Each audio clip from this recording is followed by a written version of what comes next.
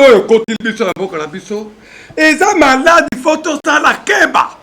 eza maladi ya kosala maseki te po tolonga maladi oyo toyokela bula matadi sokolaka maboko na yo ngonga nyonso solola na ndeko na mutu na distance ya 1 metre mbote ya maboko mbula matadi ya boyi yango soki toziyokela ministre ya biso ya sante te me tokokufa biso nyonso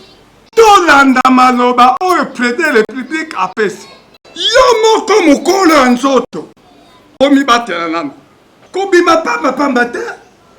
ye moko kutu nzambe aloba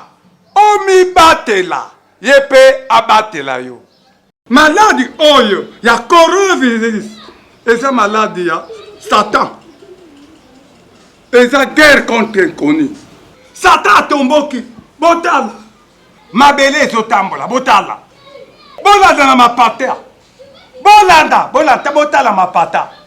satan akomi kosala makambo oyo ya ye moko alingi kosala na kati ya mokili mobiba botala bolanda bien mpo bato ebele bayebi yango me bino oyebi te botala ye wana eke kobuka krua ya jésus azobuka tala ndenge azobuka bolanda bien tala ndenge abuki krua ekwei kulusu ekwei botala ndenge abuki krua satan alati monde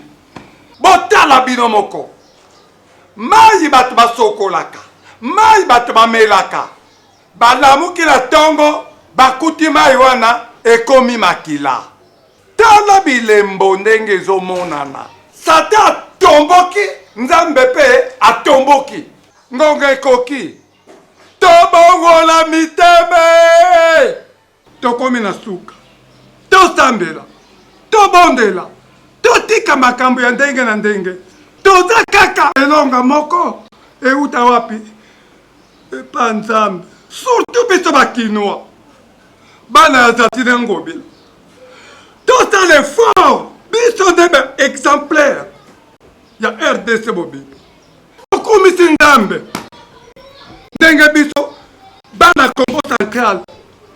na miniti oyo gouverneur na biso ya Congo Central azonga abanda mpe mosala soki azongaka te tolingaki tosuka wapi mpona kosukisa